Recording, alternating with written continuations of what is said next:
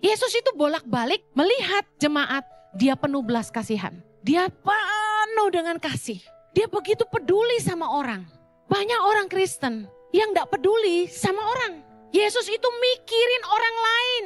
Orang yang penuh kasih adalah orang yang punya ruang buat orang lain di hatinya. Gak cuma mikirin dirinya melulu. Firman Tuhan bilang jangan mikirin kepentingan diri sendiri.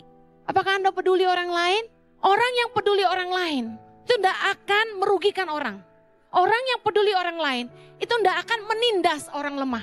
Orang yang peduli orang lain itu akan mikir 2 kali sebelum dia mengakibatkan dampak yang buruk buat orang lain. Kalau Anda orang yang memandang rendah orang lemah, memandang muka, saya kasih tahu Anda tidak seperti Yesus. Bisa gak belajar kayak Yesus, peduli sama orang, mikirin orang gitu loh. Jangan perintah-perintahin pembantumu kerja. Tapi kamu cuma kasih dia makan beras berok, beras jelek, Indomie pun dibedain.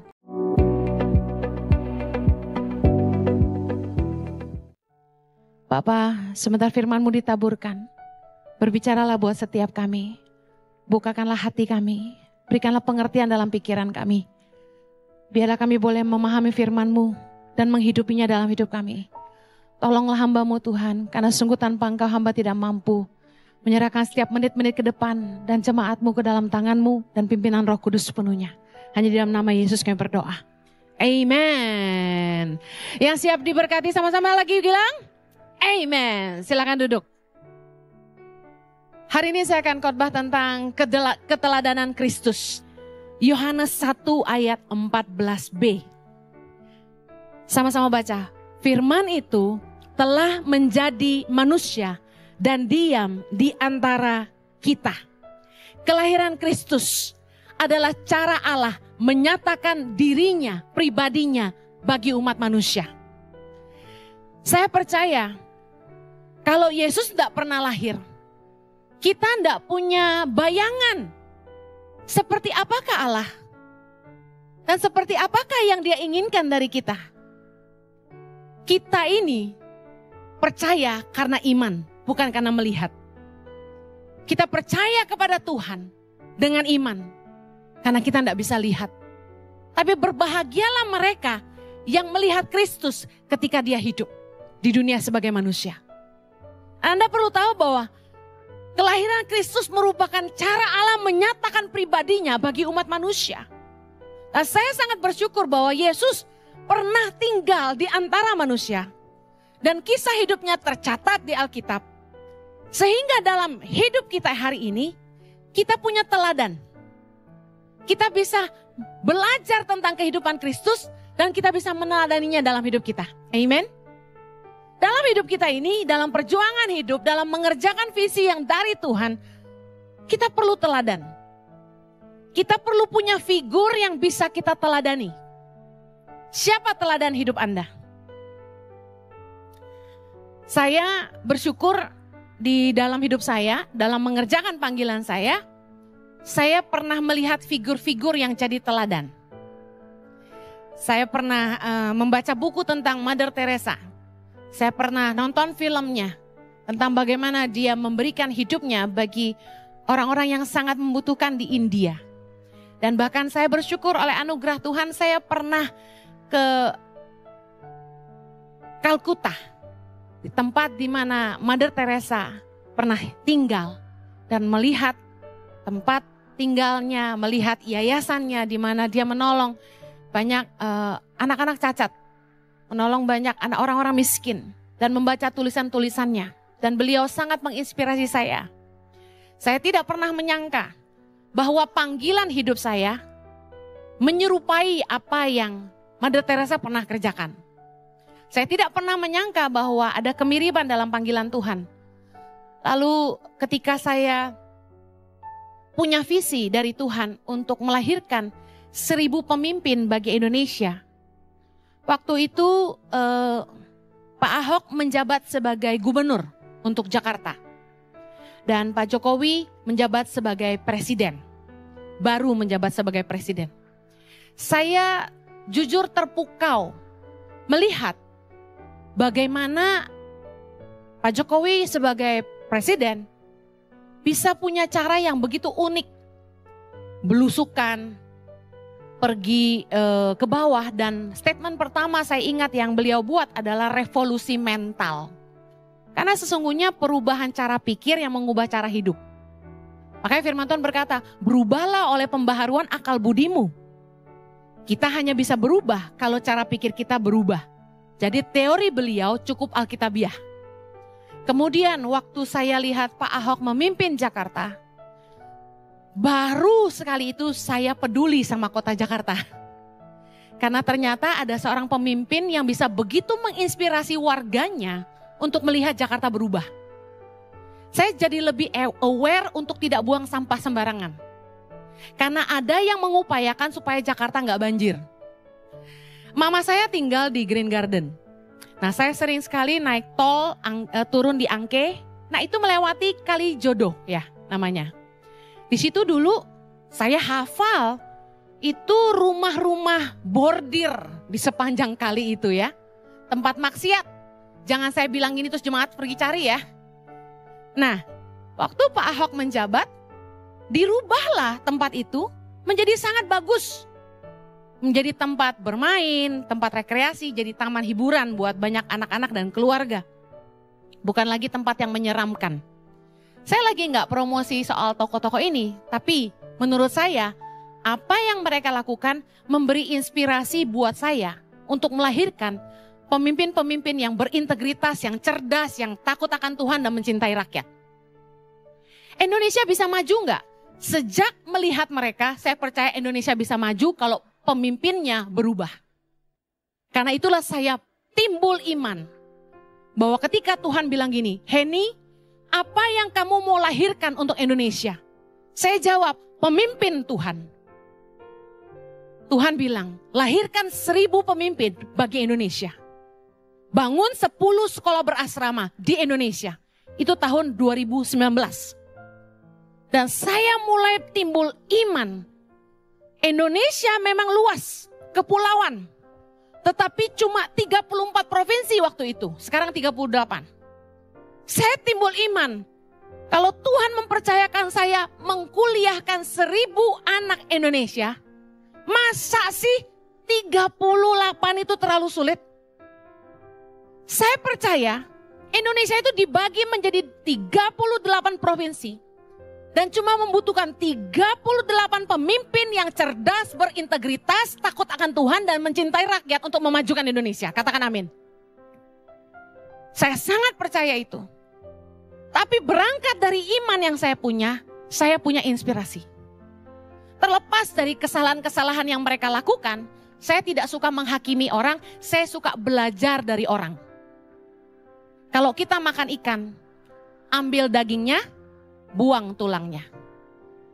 Saya lebih senang kalau kita belajar dari hidup orang, jahat sekalipun, seperti Hitler contohnya. Ada hal baik yang kita bisa belajar.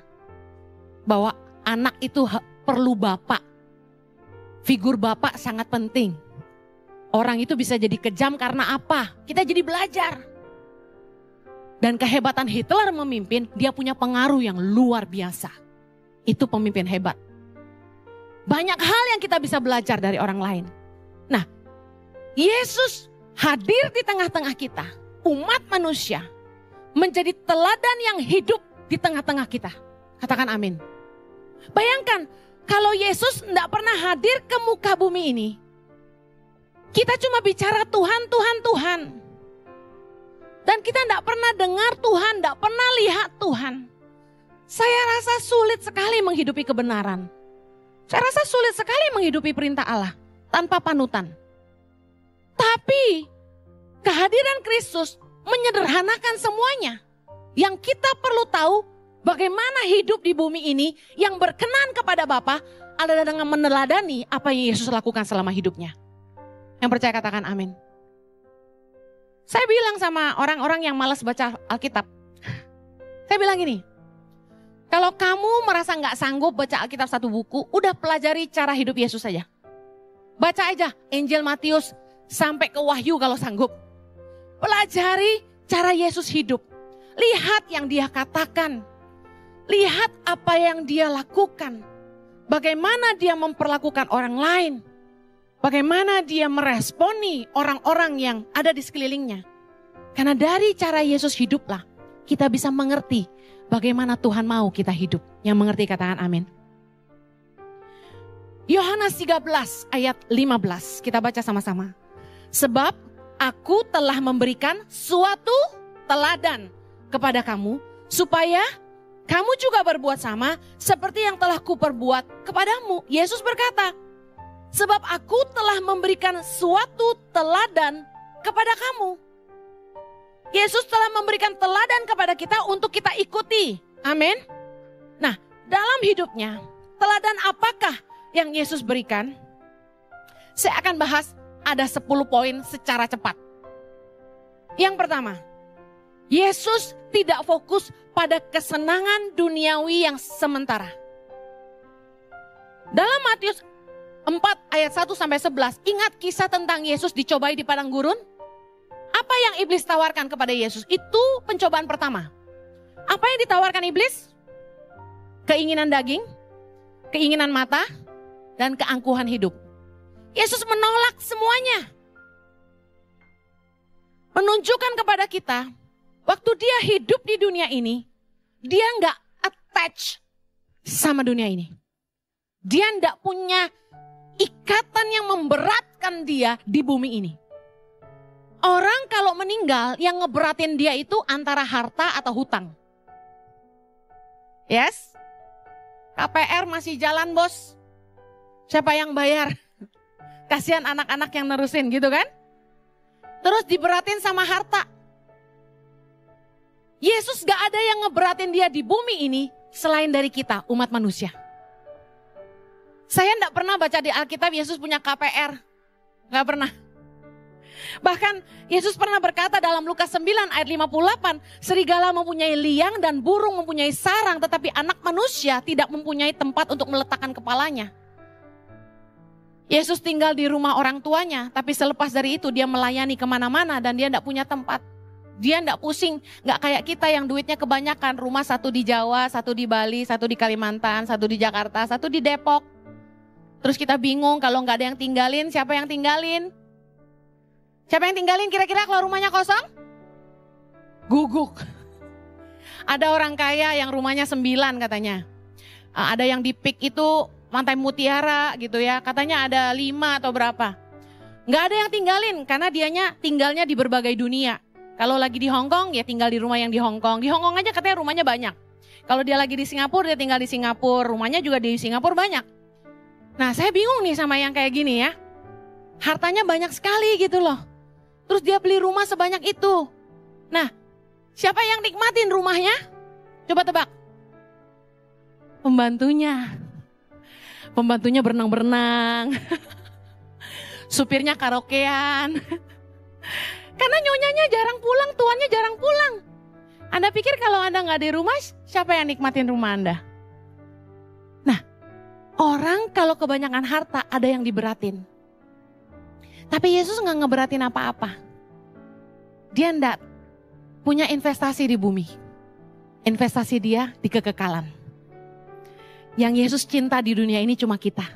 Katakan Yesus cinta saya. Bicara apa sama kita? Boleh menikmati hidup. Karena Yohanes 10 ayat 10 berkata dalam bahasa Inggris, I came so that you can have life and enjoy life. Yesus datang untuk memberi kita hidup dan supaya kita bisa menikmati hidup kita dalam kelimpahan. Yang artinya Tuhan juga gak mau kita miskin. Tuhan mau kita diberkati. Tapi saya sering khotbah, diberkati konotasinya bukan selalu kaya raya. Ada yang mungkin sederhana tapi cukup bahagia. Anda bisa bahagia itu sejauh dari hatimu bisa merasa cukup. Karena orang kaya yang hartanya banyak pun kalau hatinya gak pernah cukup tapi serakah dia gak bahagia, katakan amin. Nah Yesus tidak cari perkara dunia. Makanya kenapa saya sebagai hamba Tuhan gak branded minded. Saya kerja bukan buat beli brand. Karena menurut saya manusia dijadikan budak sama brand. Boleh gak punya barang branded? Boleh, tapi gak harus punya. Saya punya beberapa yang branded tapi jarang pakai soalnya takut dihakimi. Saya bawanya tas yang paling murah. Saya takut dihakimi nanti masuk sosial media. Padahal saya punya segala merek yang orang pakai, tapi saya nggak pakai. Nah, Yesus tidak mengejar kesenangan duniawi. Yang kedua, Yesus memberi teladan dalam kebergantungannya kepada Bapa. Apakah hari ini kita punya ketergantungan sama Tuhan? Lukas 5 ayat 16. Ini salah satu yang saya ambil ayatnya. Akan tetapi, ia mengundurkan diri kemana? Ke tempat-tempat yang sunyi dan berdoa. Yesus selalu mencari tempat sunyi. Dia pergi menyendiri. Dikatakan pagi-pagi benar. Dia pergi berdoa. Yesus kerap kali dalam firman Tuhan. Dia pergi menyendiri untuk berdoa. Dia pergi mengundurkan diri untuk berdoa. Yesus punya ketergantungan yang begitu besar kepada Bapanya. Seolah-olah dia tidak bisa hidup tanpa berbicara kepada Bapa. Dia butuh Tuhan dalam hidupnya. Dia butuh sekali berkomunikasi dengan Bapanya. Apakah kita hari ini juga punya tempat sunyi? Tahukah Anda bahwa kegaduhan membuat kita tidak bisa mendengar Tuhan? Kegaduhan membuat kita tidak bisa mendengar Tuhan. Makanya jujur, saya senang gereja karismatik yang berisik. Ada praise song, ya, puji-pujian yang gegap gempita. Saya kan menikmati. Tapi kalau ditanya preference, saya aliran yang berbeda. Saya aliran yang sunyi senyap. Saya suka ketenangan. Saya lebih suka worship daripada praise. Kenapa? Karena di tengah-tengah penyembahan, jiwa kita tenang dan kita bisa mendengar Tuhan. Saya jujur kurang suka sama worship leader yang terlalu berisik, terlalu gaduh. Lagunya worship tapi berisik. Lagi worship aja, gubrang. Wah, teriak-teriak terus gitu, kayak Bu Heni. Saya lebih suka tuh kalau penyembahan tenang dikit gitu. Tenang, jangan berisik, tenggelam, intim gitu. Lalu mengizinkan Roh Kudus bicara, diam sebentar. WL tuh kalau diam kayak panik gitu loh. Padahal gak apa-apa diam sebentar. Mengizinkan Roh Kudus bicara gitu. Dia harus membawa penyembahan itu kemana. Justru di dalam ketenangan kita merasakan Tuhan. Setuju? Kita perlu punya tempat sunyi. Saya pernah khotbah tentang tempat sunyi. Kita perlu belajar seperti Yesus. Menyendiri. Menarik diri dari keramaian. Saya paling gak suka sibuk. Padahal hidup saya sibuknya ampun-ampun. Makanya saya tegas sekali mengatur prioritas. Saya bilang sama tim saya, bagian penjadwalan. Saya meeting sama tim YTP, saya meeting sama tim ICI. Saya langsung buat ketegasan-ketegasan. Tidak ada meeting di bawah jam 1.30. Kenapa? Saya perlu saat teduh. Saya perlu makan siang sama anak saya. Nggak ada meeting-meeting di bawah itu. Nggak ada meeting di atas 6.30. Saya harus makan malam sama anak-anak saya. Karena di dalam hidup kita pelayanan yang utama adalah keluarga. Katakan amin. Saya punya ketegasan-ketegasan. Saya enggak mau keluar kota terus. Saya bilang sama suamiku yang tergantang sedunia. Ayo sekarang atur 2024. Kamu mau ke Israel berapa kali? Tulis di jadwal, saya mau lihat. Kalau kebanyakan I would say no. 60-minute worship roadshow ke kota-kota, memberkati kota. Itu kan fundraising juga buat Tangan Pengharapan. Mau ke berapa kota? Catat dulu. Nah ini saya mau, yang ini gak mau.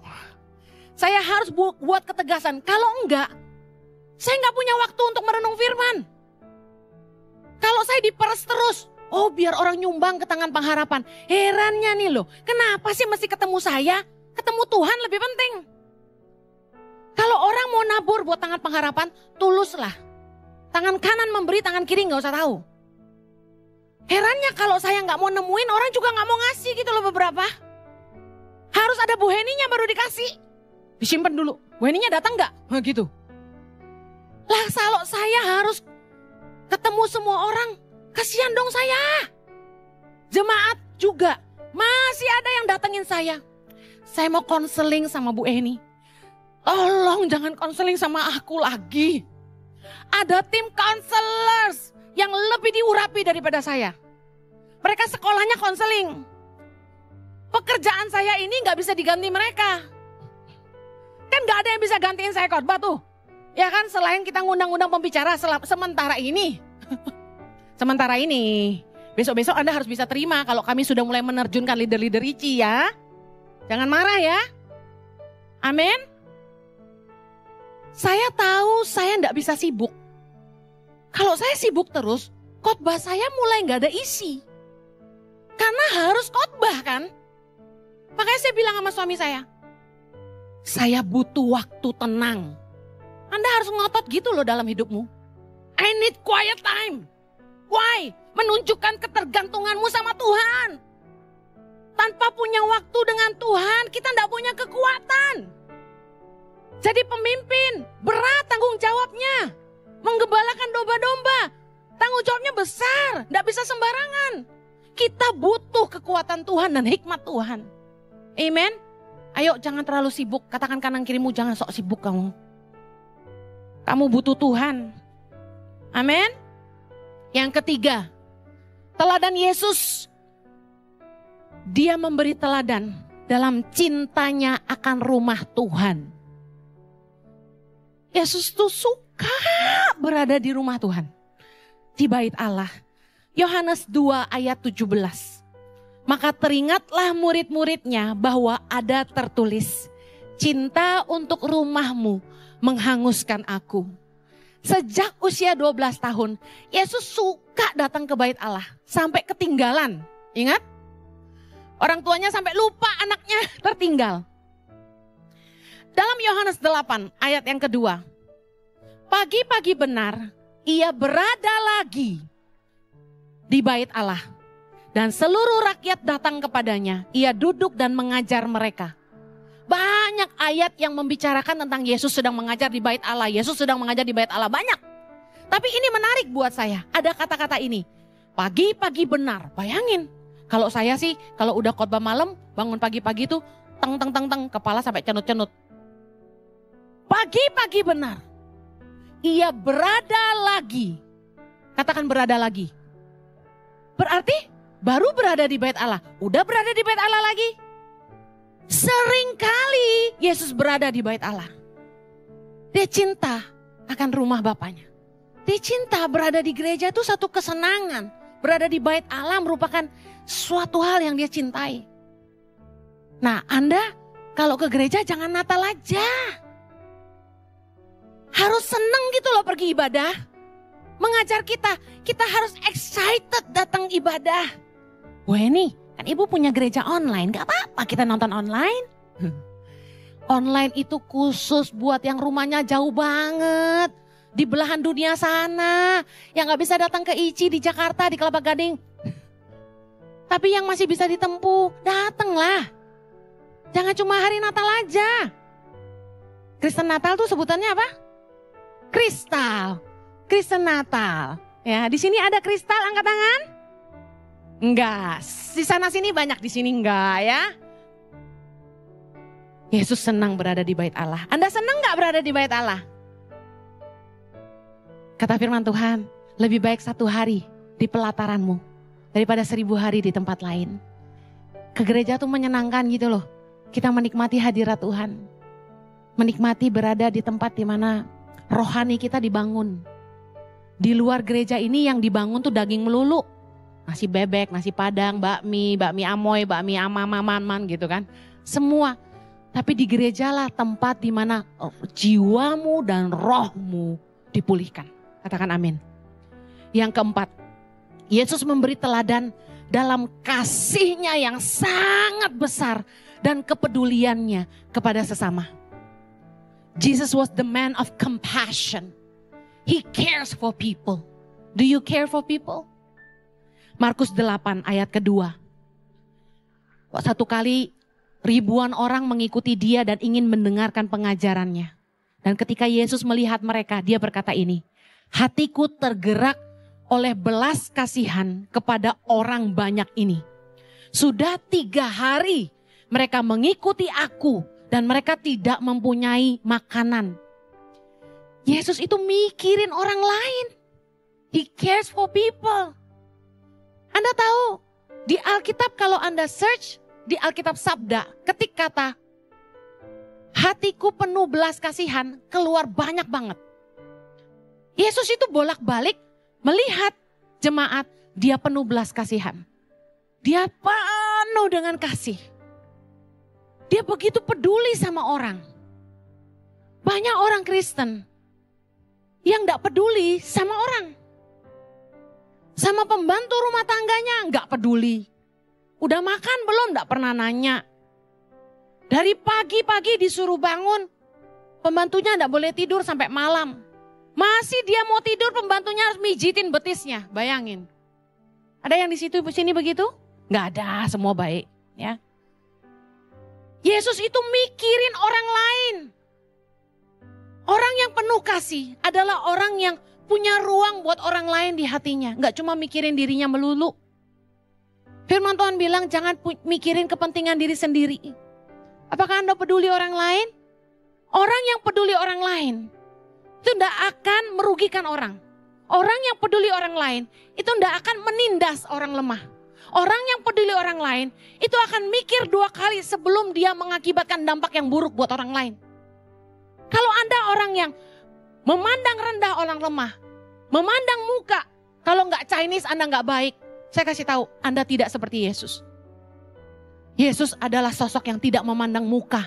Dia tidak pernah merendahkan orang. Yesus sayang sama sesamanya. Mana ada pendeta KKR terus kepo gitu. Ini kalian bikin KKR, jemaat dikasih makan gak? Mikir gitu, jemaat lapar. Cuma tangan pengharapan katanya yang kasih makan orang gratis. Kemarin di drama dibilang gitu. Tapi true. Saya paling gak mau di kampung dibikinin KKR. Karena bolak-balik dulu waktu saya sering ke NTT. Kita bikin ibadah Paskah di lapangan terbuka, ribuan masyarakat datang. Mereka datang tuh jalan kaki 4 jam, 6 jam, 5 jam, 8 jam. Jalan kaki loh. Sampai ke tempat KKR itu sudah malam sekali. Yang paling gemes itu, kalau orang yang ngadain KKR itu cuma bagi-bagi Indomie. Saya bilang, gak mau kalau seperti itu. Orang datang, kamu harus kasih makan. Mereka pulang jalan jauh. Bisa gak belajar kayak Yesus, peduli sama orang, mikirin orang gitu loh. Jangan perintah-perintahin pembantumu kerja. Tapi kamu cuma kasih dia makan beras berok, beras jelek. Indomie pun dibedain. Kalau saya mau makan apa, orang di rumah makan apa. Jangan pelit. Orang pelit gendut sendiri. Kalau saya bagi-bagi, jadi gak gendut banget. Ayo belajar sama Yesus. Jadilah orang yang peduli orang lain gitu loh. Anak-anakmu dari kecil harus dididik peduli sama orang, sayang sama orang seperti Yesus. Amin. Jangan jahat sama orang, harus sayang sama orang. Jangan mentang-mentang mereka miskin, mentang-mentang kulitnya lebih hitam, rambutnya keriting, gak kayak kamu. Terus kita gak sayang gitu. Jangan gitu. Satu hari nanti kita ketemu Tuhan di sorga. Yesus bilang dalam Matius 25, apa saja yang kamu lakukan kepada saudaramu yang paling hina, kamu lakukan buat aku. Kenapa saya sayang sama orang-orang miskin? Karena saya lakukan semuanya untuk Kristus. Amen. Ayo harus sayang sama semua orang. Katakan kanan kirimu, harus sayang sama pembantumu. Yang kelima, Yesus memberi teladan dalam kerendahan hati. Yesus itu sosok yang rendah hati.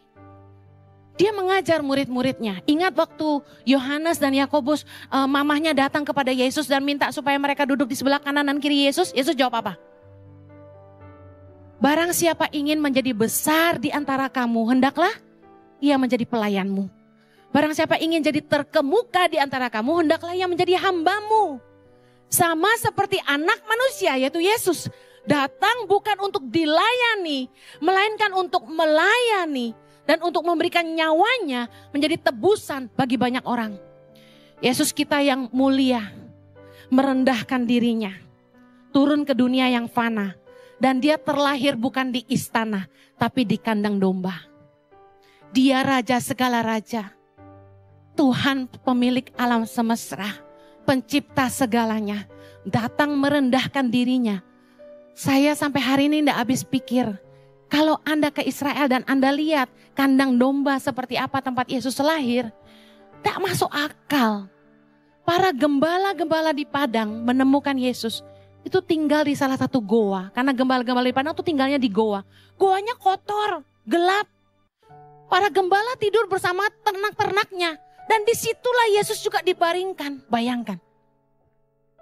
Apa nggak ada tempat yang lebih bagus? Saya pikir Yesus kenapa pilih kesederhanaan yang begitu ekstrim? Karena ternyata Yesus ingin mengajarkan sebuah keteladanan kepada kita. Bahwa kita harus belajar punya kerendahan hati. Jangan selalu ingin yang tinggi-tinggi. Maunya dilayani. Maunya mewah gitu. Saya belajar dari Yesus. Makanya kami kalau melayani kemana-mana. Ya enggak ada hotel enggak apa-apa. Tinggal aja di rumah masyarakat. Saya tinggal di rumah orang. Air enggak ada. Ambil ember, ambil air di sumur. Masuk ke kamar mandi. Saya lakukan. Enggak terlalu masalah. Enggak pernah komplain. Tidur di rumah masyarakat, kecoa semua apa, kumbang-kumbang berjatuhan. Saya tidur aja dalam nama Yesus. Gak tahu kalau gue mangap ada yang masuk, gak bodo amat. Tapi saya belajar Yesus aja segitu sederhananya. Kita juga belajarlah hidup lebih sederhana. Karena kunci kebahagiaan itu terletak pada kesederhanaan. When you simplify your life, you will be more happy. Hidup itu kalau terlalu ribet gitu ya. Saya masuk ke rumah orang kaya ya. Saya bingung, banyak banget barangnya. Banyak banget. Saya jadi bingung, ini buat apa sih? Kalau bisa gak usah banyak barang rumah kita. Mati juga gak bisa dibawa. Ini yang rumahnya udah kayak gudang nih, kebanyakan pajangan. Mendingan bagi-bagi aja. Yang keenam, Yesus memberi keteladanannya dalam ketaatnya kepada kehendak Bapa. Lukas 22 ayat 42. Ya Bapakku, jikalau engkau mau, ambillah cawan ini daripadaku. Tapi bukanlah kehendakku, melainkan kehendakmu yang terjadi. Bahkan dalam Yohanes 4 ayat 34, Yesus berkata, makananku ialah melakukan kehendak Dia yang mengutus aku dan menyelesaikan pekerjaannya. Selama Yesus hidup, yang jadi visi hidupnya cuma satu, melakukan kehendak Bapa. Dia tidak punya ambisi pribadi. Dia cuma fokus melakukan kehendak Bapa. Saya teladani Yesus betul. Saya tidak punya ambisi apapun dalam hidup ini. Mau apa sudah tidak punya. Yang saya cuma mau mengerjakan kehendak Tuhan dalam hidup saya. Yesus kasih teladan sama kita semua. Bahwa yang terpenting dalam hidup ini adalah mengerti kehendak Tuhan dalam hidup kita dan melakukannya. Karena ingat Matius 7 ayat 21 berkata, bukan orang yang berseru Tuhan Tuhan yang masuk dalam kerajaan sorga. Melainkan mereka yang melakukan kehendak Bapa. Satu lagi deh, terakhir nih. Yesus memberi teladan sebagai anak yang mengasihi ibunya. Keren banget tau gak sih? Yesus itu sebelum dia menyerahkan nyawanya, dia tidak melupakan Bunda Maria. Dia menitipkan ibunya kepada Yohanes, murid yang dikasihinya. Yohanes 19 ayat 26 dan 27. Ketika Yesus melihat ibunya dan murid yang dikasihinya di sampingnya, berkatalah ia kepadanya, kepada ibunya, ibu, inilah anakmu. Kemudian katanya kepada murid-muridnya, inilah ibumu. Dan sejak saat itu, murid itu menerima dia di dalam rumahnya. Kalau kita pergi ke Turki, kita akan menemukan bahwa Maria tuh pernah tinggal di sana bersama dengan Yohanes, murid kesayangan Yesus. Ada kubur Yohanes di sana. Keren gak sih? Ketika dia tergantung setengah mati di atas kayu salib, kesakitan. Dia masih gak mikirin diri sendiri. Dia masih mikirin mamahnya. Mama yang telah melahirkan dia. Mama yang sayang sama dia dan berjuang untuk dia. Dia ingat untuk titip mamahnya di masa tuanya sama muridnya. Hari ini, apakah mamamu masih hidup? Mari bahagiakan dia. Sejengkel apapun sama mamahmu. Mungkin karena terlalu keras kepala, terlalu dominan, terlalu cerewet, banyak mau. Sayangi dia. Kamu hutang nyawa sama mamahmu. 9 bulan dalam rahimnya. Dan susah payahnya melahirkan kita. Jangan ndak sayang sama mamah. Kalau ada anak yang merasa, mamahku ndak setuju aku pacaran sama si A, si B. Dengar. Orang tua itu mau yang terbaik buat kamu. Gak ada yang lebih sayang kamu daripada orang yang melahirkan kamu. Saya kasih tahu, saya yakin-yakinnya seorang mama lebih sayang anak daripada papahnya. Karena dia yang melahirkan mereka. Jangan tidak menghormati ibumu. Amen. Sesebel-sebelnya. Yuk, kasihi orang tua. Yesus memberi teladan. Dia mengampuni semua orang yang bersalah. Dan dia mati buat kita semua. Mari kita pun lakukan yang sama. Ampuni semua orang yang bersalah dalam hidup kita. Saya berdoa kasih Tuhan memampukan kita semua. Maafkan ada 3 poin yang tidak selesai, tapi saya berdoa Anda diberkati dengan apa yang sudah saya bagikan hari ini. Amen. Kita berdoa. Bapa di sorga, terima kasih Tuhan Yesus untuk keteladananmu. Kami belajar dari cara hidupmu dan bagaimana engkau hidup selama di dunia. Saya bersyukur kami punya figur yang kami bisa teladani. Terima kasih Tuhan buat teladan yang kau tinggalkan. Tolong kami untuk menghidupinya. Tolong kami untuk bisa hidup seperti Yesus hidup. Kiranya kami terus disempurnakan. Oleh kasih karuniamu, mampukanlah. Di dalam nama Yesus. Yang diberkati Tuhan, sama-sama kita katakan. Amen.